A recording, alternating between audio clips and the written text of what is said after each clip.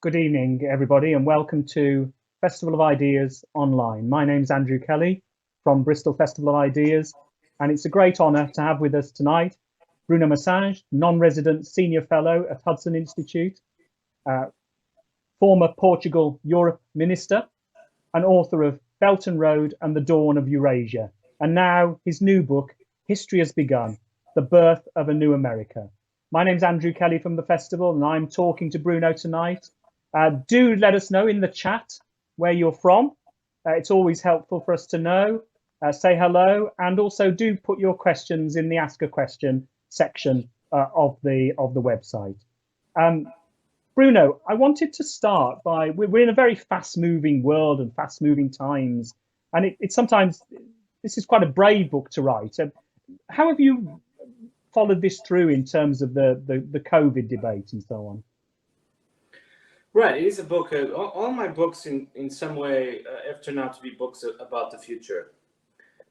Try to look into the future with rigorous tools of analysis, as far as that is possible. But there are books about where we're going. And after China, I decided I had to try and look where the United States is going. So the book does that, takes a historical perspective, but also thinks a bit about possible paths of development. And it was interesting that right after the UK edition came out, we had the COVID pandemic, which turned out into, at the beginning, a Chinese story, then a European story. But it seems that more fundamentally, it has become an American story. It's possible that when we remember the COVID pandemic 10, 20 years from now, we will associate it with developments within American society, and America's role in the world might be affected by it. The book has a specific thesis that America is in a very difficult relationship with reality, but also a very creative relationship with reality. In the new chapter that I have written for the American edition of the book, the last sentence is now, the COVID pandemic may be remembered as a famous battle in America's war against reality. And at the beginning, I worry that perhaps reviewers and other people, readers would find that the book had somehow been refuted by events, because these years of Trump, of fantasy television, of sort of a collective flight from reality, of internet wars and cultural wars on the internet, that this world would somehow dissolve and be replaced by a serious technocratic America in its fight against the virus. So that was one possibility, certainly at the beginning, but it hasn't turned out that way. And I think the main ideas of the book have survived very well, because what we see in America today is essentially the fundamentals of a disaster movie. In Europe, we had a tragedy, a disaster. In America, we really have a disaster movie. And what is specific about a disaster movie is that the natural catastrophe takes place in the background. And what's really fundamental is the human drama, the human invention, the way different actors, political actors and social actors actually interpret what is happening.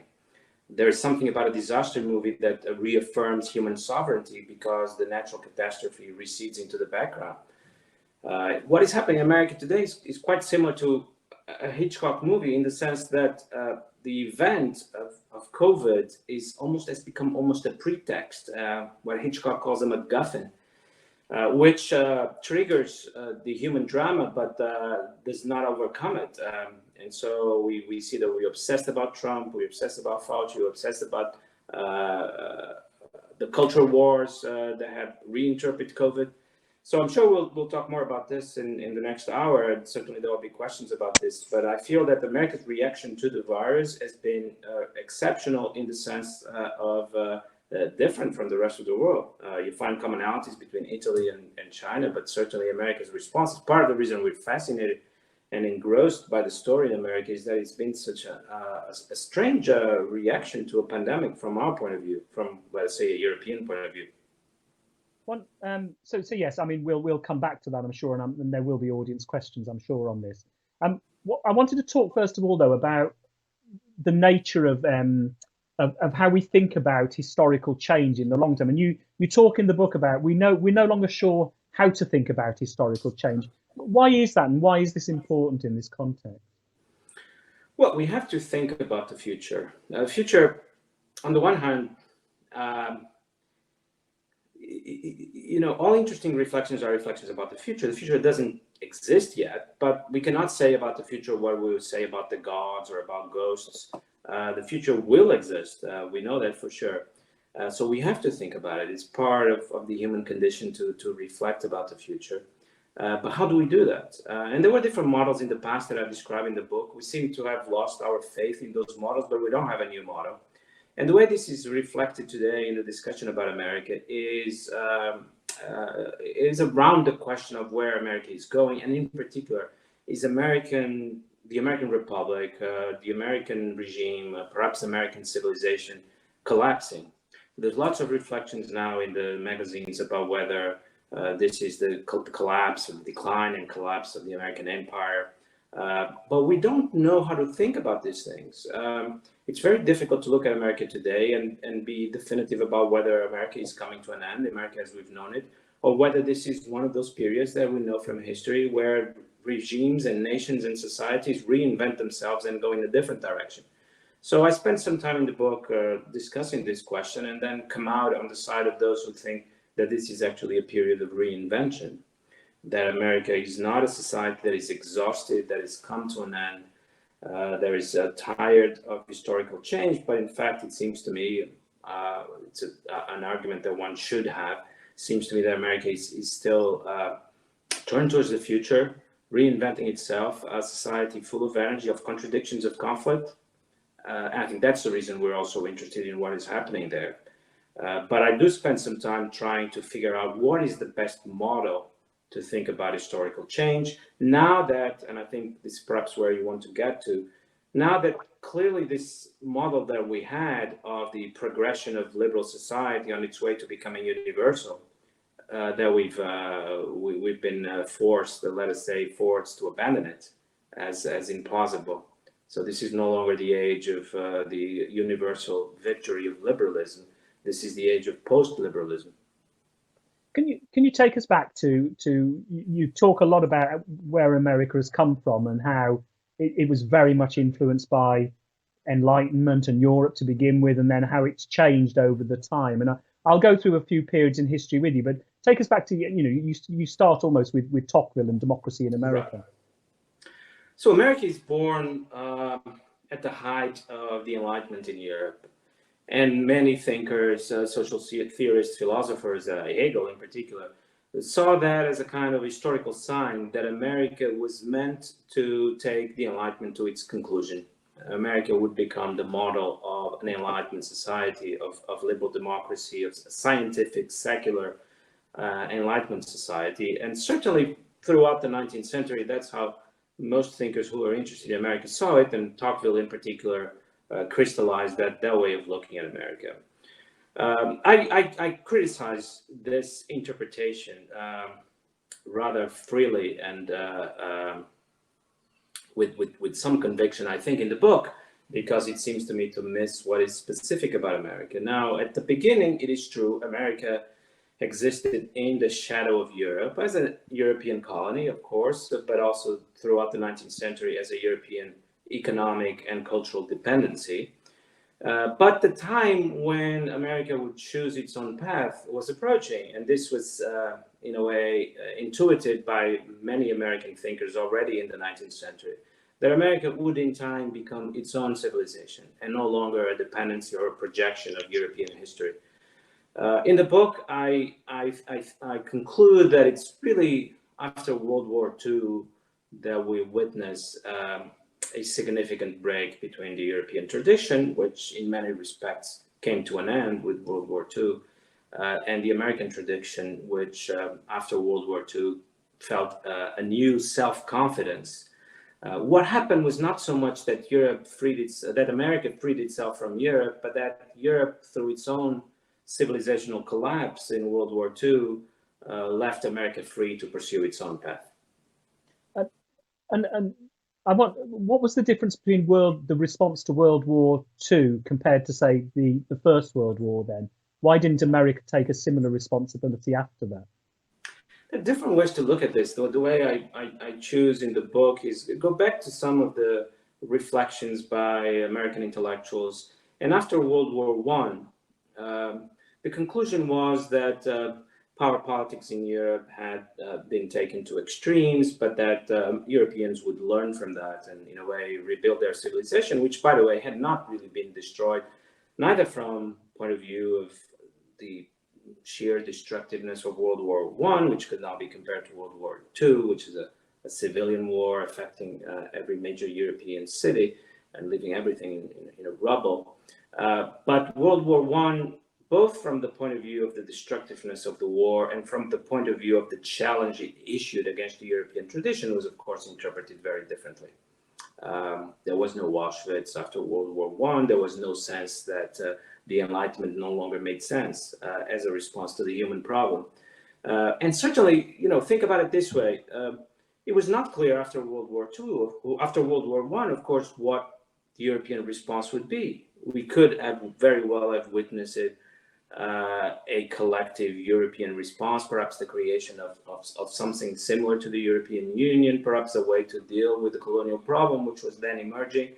And we could very well have witnessed a European Renaissance.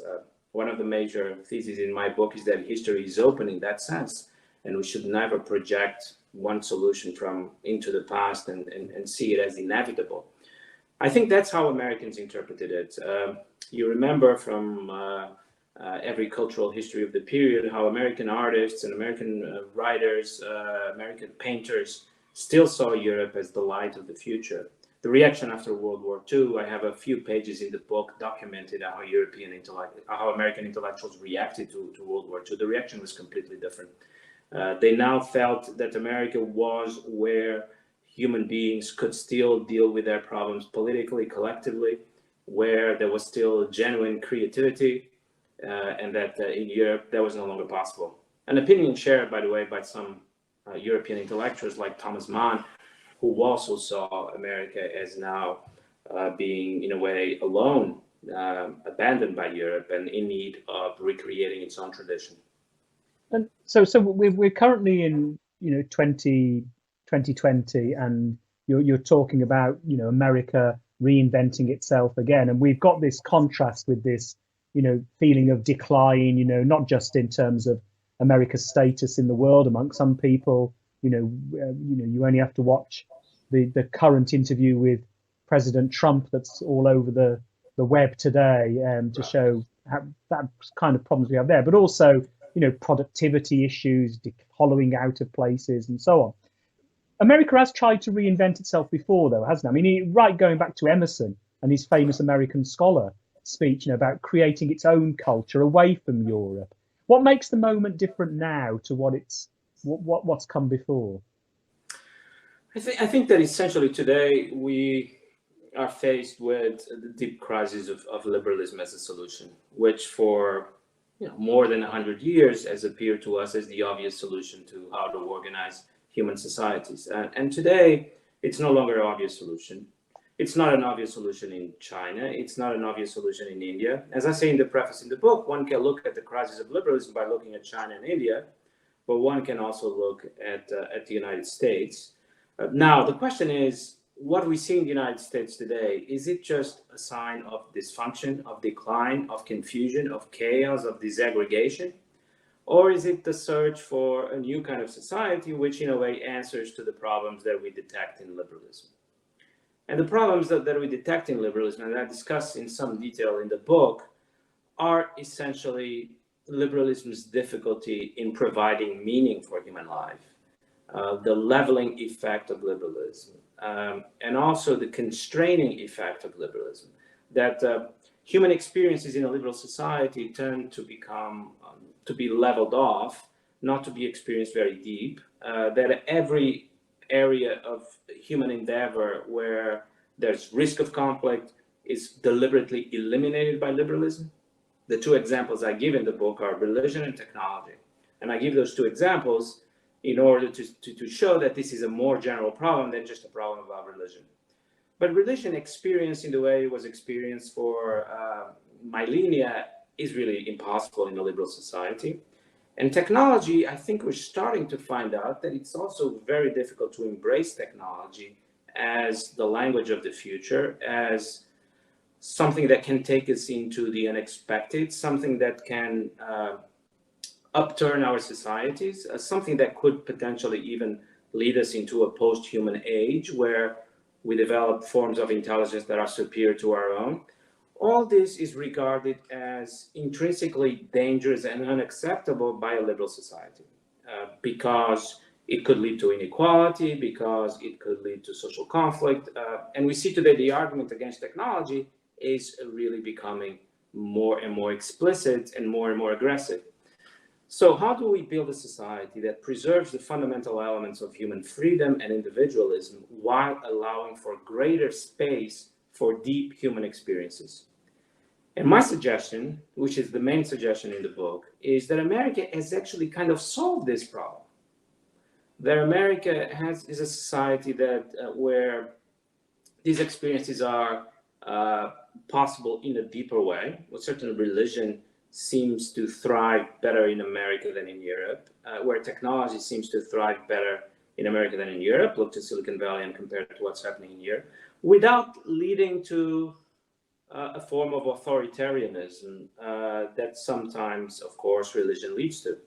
So my suggestion is that America is somehow in between Europe and Iran, that religion can be experienced in a fuller way in America without leading to theocracy. Yes, we Europeans have managed to solve the problem of theocracy. We don't run the danger in Europe of falling under the grip of theocrats.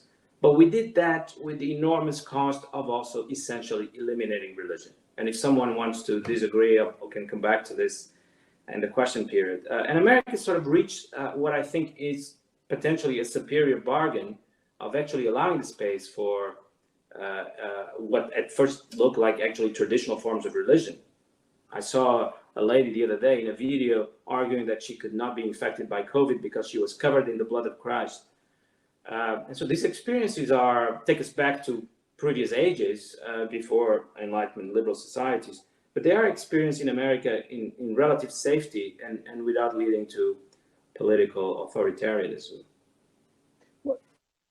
You also talk about differences, particularly around guns and the death penalty, between Europe, Enlightenment, and America. Is that a critical point? Yes, it is. It is a related point that America creates a society that is more capacious in the sense of allowing for more extreme human experiences. Let us call it that. And those more extreme, Americans are comfortable with the risk of allowing for these more extreme experiences and trying to manage this risk rather than eliminating them at the start, which I think is the European solution to this problem. But of course, in Europe, we have this very obvious contradiction that our societies are quiet, peaceful, where conflict has been eliminated fundamentally. But then our entertainment, our news are still attracted to these extreme experiences. So one cannot say that liberal societies have solved this problem because they are in a way schizophrenic in the sense that in their politics and in their daily life, these extreme experiences have been eliminated, or at least one strives to eliminate them with great success in many parts of Europe, of course. But we're still attracted to them. And the malaise that is created by the sense that human life has lost most of its meaning is experienced very deeply in Europe. Let us be honest about that. And so I think we live in a period essentially where it's not obvious who has found the right solution. We haven't talked about China and India, but it's a very exciting, very dangerous period in political history because it's no longer obvious that the society of the future is Sweden or Denmark. It's not obvious to me at all, or Switzerland. And America certainly has a credible claim to make that they are on the way to finding a new kind of society which incorporates the best of liberalism, but also opens the space for what is essentially no longer a liberal society. I'd like to come back to that. I wanted to talk about the importance of culture, and particularly film and television. And you talk a lot about Trump and using politics for the TV, comparing him to, say, Reagan, who took what he learned from Hollywood and brought that into politics and so on. Can you tell us how important this is in terms of this new America? Right. Let us start with Reagan, whom I think is really almost the founding father of this new sensibility that I'm trying to describe. What Reagan does is very interesting because it doesn't really fundamentally change the constitutional arrangement in America. You wouldn't be able to, but it's not really interested in that, actually. It doesn't change the fundamentals of the welfare state. It doesn't change Social Security. It's always being asked by people in the right wing of his party to do that. It doesn't do it. It doesn't change the fundamentals of the American arrangement on abortion. But it still reinvigorates human life by creating a number of myths around entrepreneurship, around family values, around the conquest of space, around the global role of the United States. But these are essentially the creation of myths, and Reagan is of course very much attuned to this. That's what he did in his previous career. I do think then that we do see something like a straight line from Reagan to Trump, and every president in between somehow adds something to this sensibility. And when we get to Trump, let me put it this way, which is deliberately provocative, but I think it makes it clear in a rather quick manner. What Trump does is to offer Americans the possibility and the image of a nationalist society without, in fact, turning it into reality. He hasn't created, at the level of policy of the Constitution, a authoritarian nationalist society, but he has created that myth, which then is interpreted on the left as being real, and it is interpreted on the right, I think, more correctly as being essentially a myth. It's interesting that if you turn to the far left, let us say to the woke left in America today, it is doing something similar to Trump, but just with the opposite sign. If you see images from Portland or from Seattle, it looks something like, in some cases, the Paris Commune of 1870 or perhaps Mao's Cultural Revolution. But it's all experienced vicariously. It's all experienced almost as virtual reality. Those now on the right, which, as if the table has been turned, take the woke left literally in the same way that the progressive left has taken Trump literally, are wrong in the sense that obviously what is happening in Portland and Seattle is not the Chinese Cultural Revolution. It's not the Paris Commune. It is a kind of rehearsal of that. One does create the space for those images and those myths to be experienced, but without turning it into reality. Americans are too skeptical and too cynical. In that sense, they have learned from the Enlightenment to take these things literally. But what we find today in America is very interesting because it's almost as if the whole country has been turned into a theme park where experiences from the past and from other parts of the world can be lived out almost in a kind of a virtual reality applied to human society as a whole. And then you have things like Twitter, which is almost a virtual instantiation of the French Revolution, where, you know, every day there's one conflict where people take extreme positions, where they are always fighting the other side. So this applies to politics in America today, applies a lot, I think, to how technology has been developing in the United States, then exported to the rest of the world. It's a deliberate attempt to experience some of the most meaningful but also dangerous possibilities of human life in relative safety. So I argue in the book that the best way to think about America today is as a theme park, essentially as a theme park where extreme experiences can be lived out in relative safety. Talking about American reinvention, you talk in the book about what enables the United States to reinvent itself is fearlessness. Is that where we are now, do you think? You talk about this moment now, in terms of moving towards new era. It's this sense of fearlessness that they can, whether it's the closing of the border or whatever, that they can do what they want. That's correct. I don't use that word, but you're absolutely right. In fact, it's maybe the reason I decided to write this book. I lived last year in China, and actually, in China today, the sort of attack against liberalism is ongoing, but it's ongoing with great hesitation. Chinese intellectuals and Chinese officials are not really fully convinced that liberalism is not the way of the future.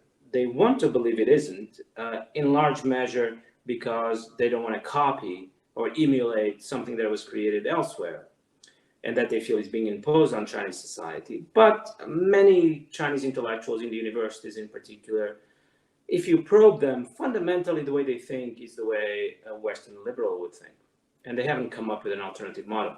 If you turn to America today, it actually, the attack against liberalism that is ongoing in America from Trump, but also from the woke left and from many other places, from technology as well, and from religion, really from all over the place, I would say, is more self-confident. Strangely, you would think America is a liberal society, has always been, will always be, but there is a kind of self-confidence, this kind of conviction that liberalism is not the way of the future, and a kind of taking the leap, Kierkegaardian leap into the void and seeing what can be created out of this leap, which is extremely distressful for many American liberals and for all Europeans, I would say, who look at this almost as a horror show.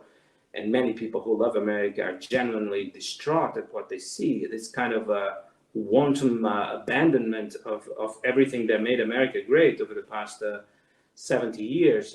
But it's remarkable, and it's one of the things that convinces me that actually we are on the cusp of a new kind of society in America. This does not look like desegregation to me. This looks like the movement that we've seen many times in history, where society really collectively decides to embrace something new with all the danger that entails. But of course, when liberal societies were being created in the 17th and 18th century in Europe, I think if you read that history, if you get immersed in that history, you realize that it was something similar. It's taking no one knew for sure that a liberal society, constitutional democracy would work, but people took that collective leap. And why shouldn't we regard the future in a similar way? Why should we feel that history has come to an end, rather than believing that history is as beginning anew, or even beginning today, and that something fundamentally different can be created? Perhaps not in China, as some people think, perhaps actually in America. I'd like to come to audience questions in a moment, so please do add questions in the Ask a Question box. But I wanted to ask you where this leaves Europe, and I'll come to Britain in a moment, where this leaves Europe. And you mentioned earlier on about the fact that we live in the shadows still of the Second World War and the horrors of Nazism and the moral ruins of Auschwitz. And it's made, and you say that this gives us, we're in the grip of the ghosts. I mean, are we, as Europe, not able to move forward in the sense that you see America could move forward? Not quite. I think we're turned towards the past. Now, I don't want to suggest that there isn't also virtue and advantage and benefit in being turned towards the past. And certainly Europe today is a wonderful place to live, where you don't have to worry about the incompetence of your political leaders, where particularly the European Union really delivers a competent form of management of the public interest, where it's still possible to speak freely in a way that I don't think is possible anymore in the United States, where you can go through life without getting involved in these conflicts, which sometimes feel existential in America today. But looking at a historical parallel, one could think perhaps of Austria in the 19th century, particularly under Metternich. In many respects, it was the place in Europe where everyone would want to live. Enormous cultural flourishing, political stability, and all the while, every other major country was going through unimaginable turmoil. France, Spain, Prussia, and in Austria, you had stability. But of course, the problem that we have to reflect about in Europe is that in the end, if contemporary Europe is what Austria was in the 19th century, then our future is not a bright one. Because in the end, these other societies that are immersed in turmoil do have a creativity, a historical creativity that will allow them to come out on top at the end. and a society cannot survive for very long if it's turned essentially towards the past. I do think that the European Union today is fundamentally a project of looking to the past and preserving and promoting what is best and what is noble in the past and getting rid of what is not. There's a lot of political virtue and political advantage in that project, but the question we have to ask ourselves is whether it is sustainable over the long term when we have a rising China and we have a United States which certainly no longer looks to Europeans as the United States of the past, which seemed so congenial to us and no longer does. I was going to ask you about political leadership, and there's been a couple of questions which focus on that, which I'd like to come to. One is from Theo, and about how you talked about not being worried about political leaders in Europe. You're presumably talking about the non-British EU leaders and not leaders like Orban and in Poland and so on.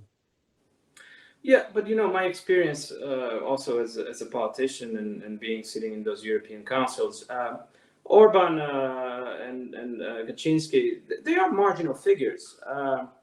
They don't sit in those councils in any way shaping the direction of the European Union, and the future is not on their side for sure. What we see, in fact, is Hungary becoming more and more a country that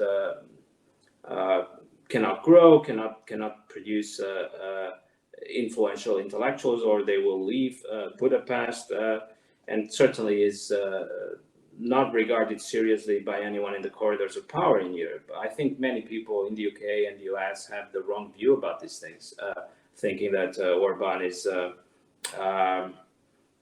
sort of growing in influence and power, is essentially concerned about preserving his turf. He's entirely dependent on German industry, to the point to which it could be compared to one of those compradores in the old tradition of European colonialism, where he will negotiate with Volkswagen what labor law should exist in Hungary so that Volkswagen will invest there.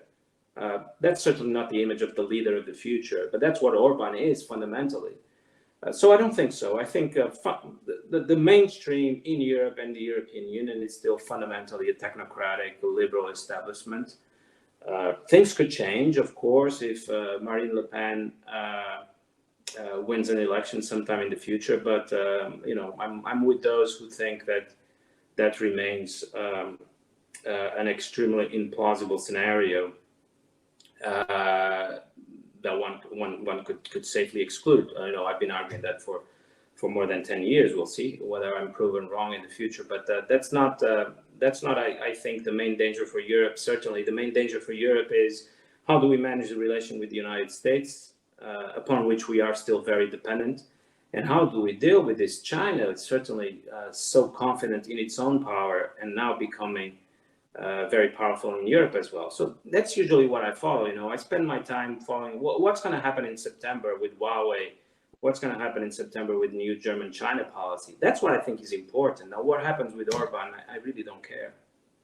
Coming back to America and liberalism, and if that's not the future, or it's going to be a different future, what happens? And this is a question from two people, Emma and Theo. Linked questions, is about what happens are all the kind of hard-won rights that have been achieved, about women, about gay people, about minorities. Do you see those disappearing, or do you see this American new approach creating something which is those plus? What we see today is a collective awakening against the costs of racism. We see an attempt to build a society that is not merely colorblind, but actually anti-racist. And it's an interesting difference. It's one of the sort of new ideas that is coming from America, this idea of anti-racism. So there's the possibilities in America are rather unlimited. They have expanded both to the right and to the left. And of course, now the question is, which of these possibilities, in a way, goes to the background and which is rewarded with political power and cultural influence. And this is the fundamental nature of cultural wars in America today. But I don't see any predetermined movement in one direction. That's one of the problems with these narratives of disaggregation in America. There's no predetermined movement in any direction. I think many narratives are being built, and they will become the influential narratives of the future. We will have a powerful story about technology in America, and COVID, I think, will accelerate that. We will have a powerful narrative of anti-racism in America. We will have a powerful narrative of nationalism in America, because even if Trump loses, there will be someone after Trump that picks up these themes. And then it is like a Hollywood production where one has to decide at each moment which of these narratives takes center stage and which recedes to the background, perhaps to return in the future. I compare American politics to the job of a scriptwriter that has, in a way, to look at all these elements and bring them together in a coherent whole. And the tools of democracy, not the tools of liberalism, are still operative in America today, of course, because this question is ultimately resolved through democratic means.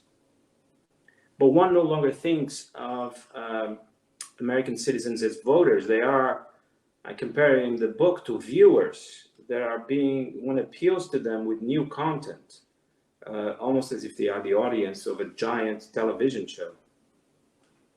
And one question is about Britain and the new America. Britain has said for some decades that it has and benefits from a special relationship with the United States. I think that's been in decline. Where do you see that going? And would you include and Britain particularly in a Brexit situation? I've been having many fights on Twitter with both British friends and also friends in California, in Silicon Valley, about whether Britain is in fact subject to the same cultural influences that we've been talking about in America. And there's some ground for arguing that, because after all, sharing a certain tradition and sharing a language helps. But I was interested the other day reading this very interesting series of profiles in The Guardian about the leaders of Black Lives Matter in the UK. And it was very obvious that they look back to a specifically British tradition and the remnants of empire and how Britain has dealt with the race question coming out of its imperial history. And the American cultural references were not so present there, or not present at all in many of the cases of those young people there. So I do think that Britain, if I had to make a prediction about these things, I do think, and there was an op-ed in the Financial Times yesterday, I was happy to see that this is now becoming a bit of mainstream. I think Britain will become part of a European world, not politically integrated with the European Union, but still essentially associated with the European Union, as the FTP said, kind of the same role that Canada plays in relation to the United States. And I think we've seen that since Brexit, that on fundamental geopolitical decisions, Britain has been quite aligned with the EU, not really joining the US on many of the most striking decisions that the Trump administration has made, not really even aligning with the United States on this new Cold War against China, and certainly not on the Iran deal, not on climate change. So I think once the dust of Brexit settles, we'll end up being with the United Kingdom that is essentially close to the EU, but no longer part politically or formally. Someone said before Brexit, the UK was in with a lot of opt-outs, and in the future will be out with a lot of opt-ins. I think it's the best description of post-Brexit Britain, for good and bad. Some people will be very happy with this, others will be disappointed. There's been a question about America and its propensity in recent years to be involved in foreign conflicts, to turn a country into something that resembles itself in some respects. You don't feel that will happen in the future, do you? Think that America will be involved in the world, but not necessarily trying to change the world? Have I got that right? Yes, this is a chapter in my book that is, in a way, half prediction and half perhaps wishful thinking or policy advocacy on my part. I do hope that soon, with future administrations, we'll see a fundamental change in American foreign policy. Because if Americans no longer believe in this teleology of liberalism, if they no longer believe that American society has reached its final destination, then they certainly cannot believe that societies across the world also are moving towards this final destination of a liberal Enlightenment society. And therefore, the project of neoconservatism has essentially failed. And we see some elements of that being reconfigured. Already with Trump, obviously, was a fundamentally different American foreign policy, and we witnessed a clash between the Trump administration, many people around Trump, and the foreign policy establishment in DC, which is still very much attached to the past. But I am hoping that after Trump, even the foreign policy establishment will start to change, and that America will be more interested in balancing power worldwide rather than taking the whole world alongside itself towards a final destination of historical development. This neoconservative project, which in a way has also impoverished American society because he has reduced the curiosity that America once had and perhaps will once again have, curiosity towards other parts of the world. And but under neoconservatism, under the neoconservative imagination, the whole world was either failing or becoming like America, and there was no third possibility. It was a very impoverishing view of the world. Just a couple of final questions from the audience, quite specific questions. The first is, do you have a view on whether how the Spanish flu pandemic post First World War had an impact on America's stance towards the world? All I've read about the Spanish flu convinced me that it had an impact in the sense of, I think it had an impact in a renaissance of collectivism in many parts of the world. And I think COVID could have a similar impact. These pandemics always alert us to the fact that we are dependent on what other people do, that the problems cannot be solved individually, that even innovation and technological innovation is a social process, that one cannot, the Silicon Valley narrative that the isolated individual entrepreneur can solve technological problems dissolved and collapsed when COVID came along, because you realize that actually you need to change the laws, you need to change the national healthcare system as a whole, you need to change the way cities are designed, you need to change transportation systems.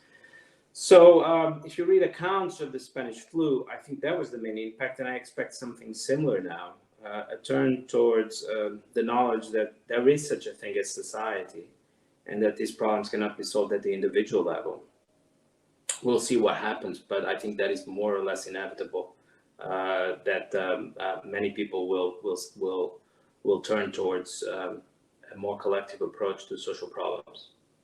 And a final question from Margaret in the audience. She talked about, she quoted Donald Trump, who said, "I love the poorly educated," and she was asking about how Americans can play a much more positive role post the next election, beyond the kind of Fox News views that are put forward. Do you think it's possible that people can be shifted? Yeah, well, I think we can all agree that Trump should not be in charge of managing the public interest, because he has no interest in it. He has no experience, and he has really no innate ability to do it. But he has, in a way, opened up new possibilities. And even on the left, many things that were considered impossible are no longer impossible. There is a direct connection between Trump's victory in 2016 and the rebirth of a socialist left in America, or now the woke movement in America.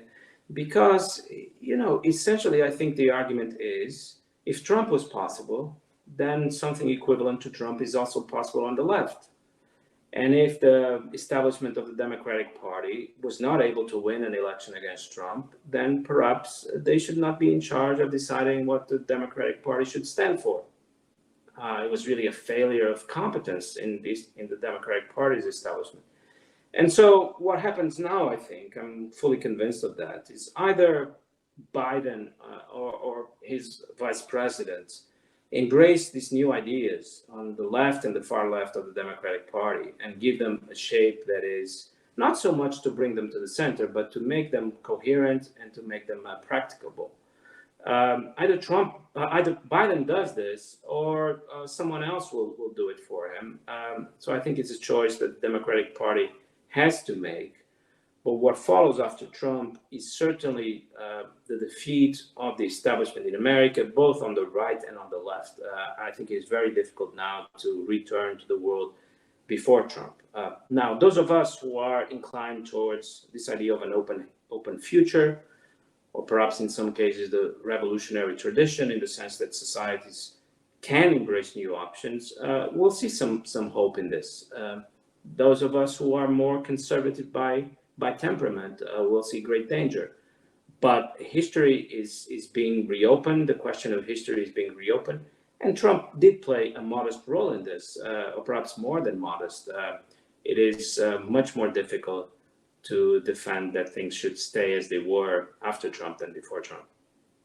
Okay, well, we're going to end on that point. Thank you very much, Bruno, for coming to us. It's a pity you're not in Bristol. I know you like Bristol as a city, and we very much hope that when this is all over, we can welcome you back. I do encourage you to read Bruno's book. In fact, all his books. The latest book, History Has Begun. Reviewers called it brilliantly and wildly provocative, and required reading for anyone who wants to understand the country that invented itself and the modern world. It is provocative. It does make you think hard, and I should also add it's rather funny in places as well, and is a very good read. We have one more event coming up this summer, which is Sarah Chayes on 9th of August. Sarah served in Afghanistan and in the American government, and her new book is called Everybody Knows Corruption in America. And her book, just by chance, is published by Hurst Publishers, which is the publishers, who are the publishers for Bruno's History Has Begun. So we thank Hurst for all their help with this event. Do buy the book. You can get it from our partners in Waterstones, online and in shops. And most of all, thank you, Bruno, and have the good rest of your holiday. Thank you very much. Great pleasure, Andrew. Until next time. In Bristol, hopefully. Yeah. Goodbye.